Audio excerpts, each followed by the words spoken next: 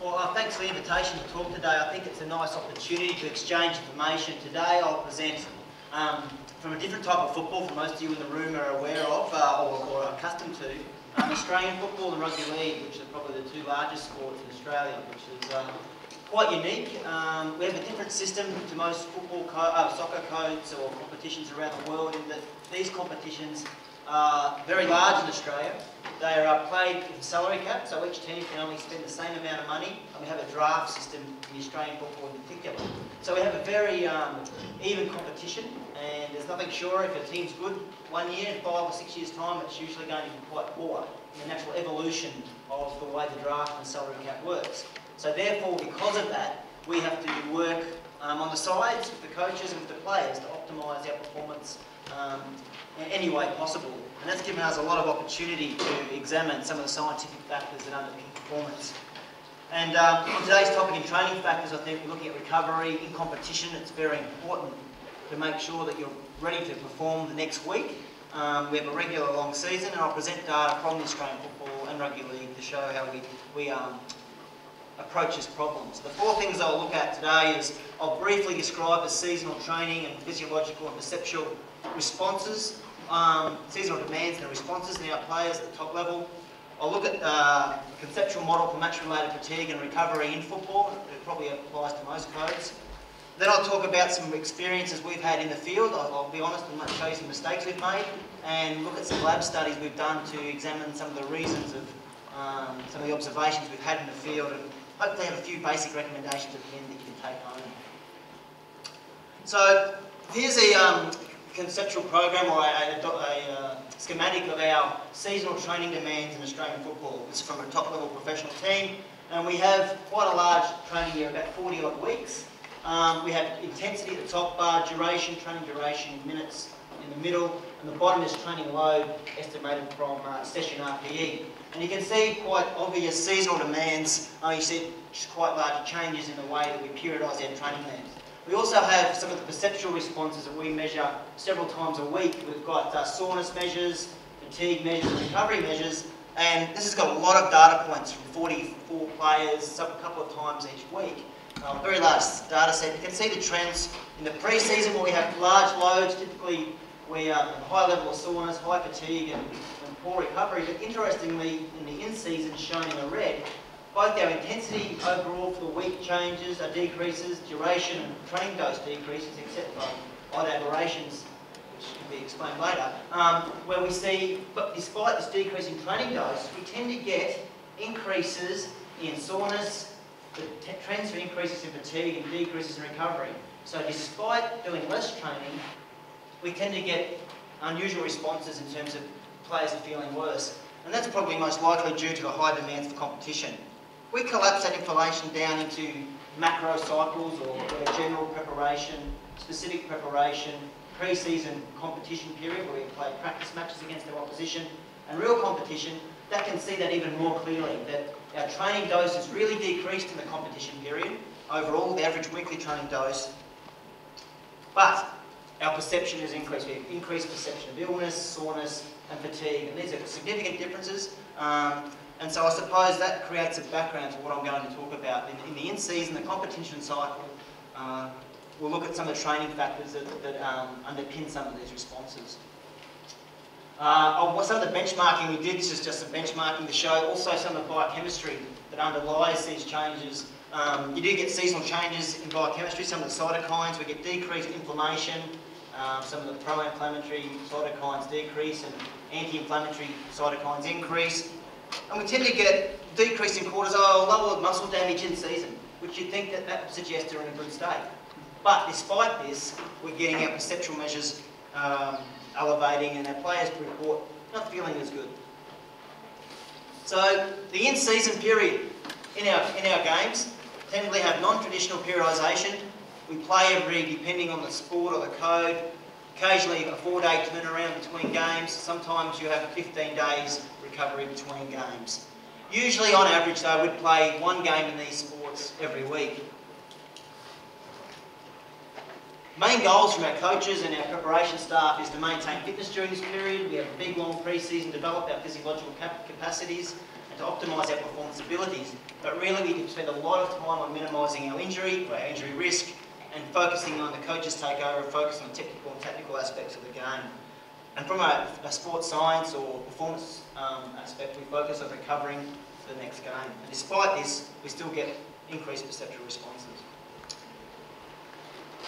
And that leads us to the focus on recovery during this period. We're really focused on recovering from the match. So this bar here denotes a match stimulus. And what's well reported in literature, and many of you in the room have done the studies that sort of underpin this slide, we see a large decrease in muscle carbohydrate content. It takes 3 or 4 days to return to homeostatic levels if you have good nutritional practices. We get increased inflammation immediately after a game.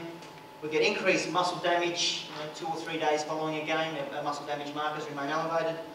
We get increased oxidative stress for a couple of days, 2 or so days after a game, and increased perception of soreness because of this large stimulus of the crash and bash of Australian football or rugby league or rugby union. And I suppose the same in association football. So this period here is what we're focused on in our recovery.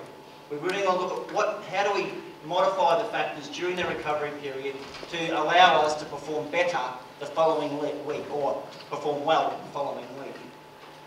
And the factors that we look that affect this recovery period can be the fitness of the players. There's a very nice paper just published in Medicine and Science from Mappe Group in Italy showing that fitter players recover better. The recovery practices, a lot of work in hydrotherapy, showing that that can impact on this recovery zone here. Obviously training, the type of training and training periodisation affects it. Age of the player, and our older players tend to report recovering slower. Food and fluid and sleep also impact on this recovery zone.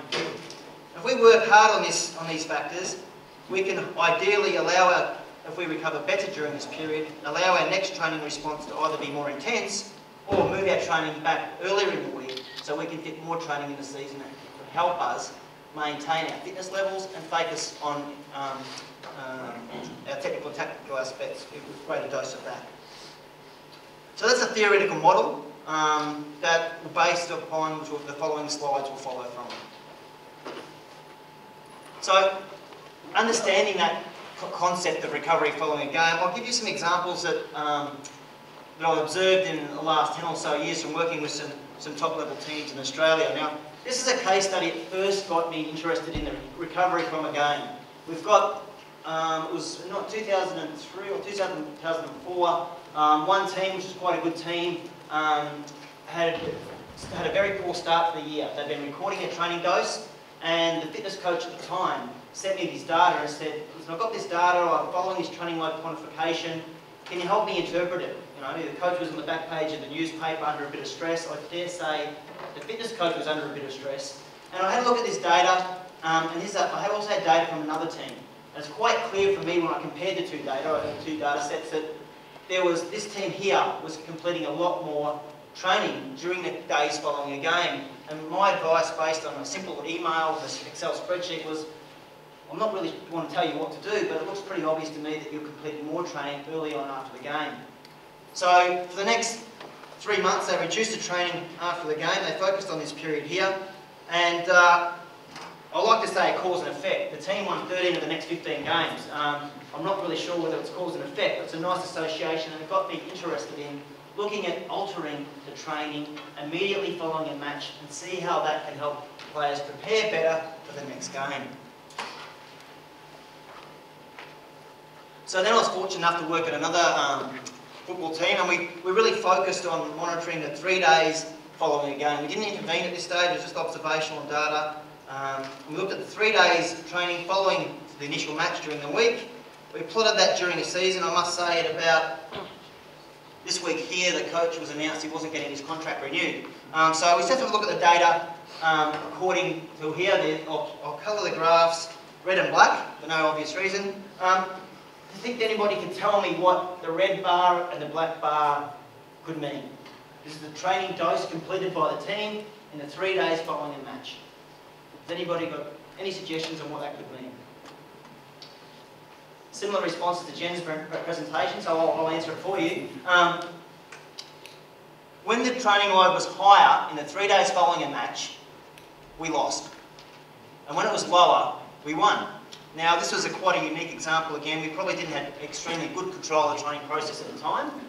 Again, it confirmed my initial observations. We need to control our training process, and particularly the days following the game, to optimise our recovery. And I don't think this kind of example will happen again. I hope it doesn't. I think it's good malpractice if I see this happening again. But it was an interesting observation, and that led us to take some of these observations into the laboratory and examine if we can replicate this and see why this happens. This is the next study we did looking at the period of days between a game. So this study was from a rugby league, which is different from Australian football. We looked at the recovery following matches in the real environment, so top professional players.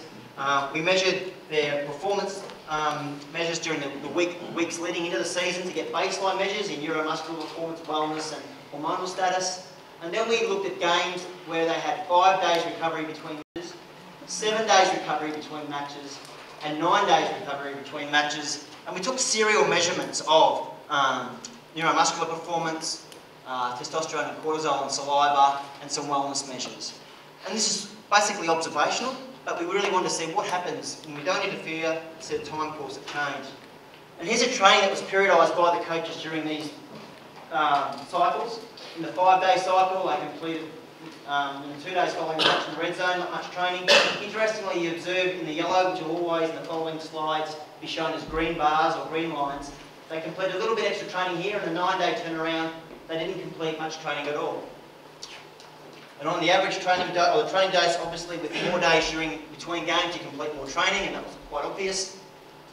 But when you report that as a relative score relative to the number of days available, they did tend to downward titrate our training dose in the short recovery period, and we had significantly less training dose when the coaches were aware we had what we thought was a short turnaround between games. When we look at our neuromuscular test performance, so just flight time on a vertical jump, we can see that within 4 days, the 5 and 9 day turnaround, when we didn't train much in the 48 hours following a match, we got good return in our neuromuscular performance. However, when we did add a moderate training session the 2nd day after a game, we didn't recover so well in the 7th day, but luckily before the final match we did get back to baseline. So I suppose the moral of the story here is the coaches were effective in getting us back to our baseline scores. With flight time, however, the neuromuscular power development, on the week where we completed extra training in the 48 hour, 2nd day following the match, we weren't able to return to normal levels, normal baseline levels.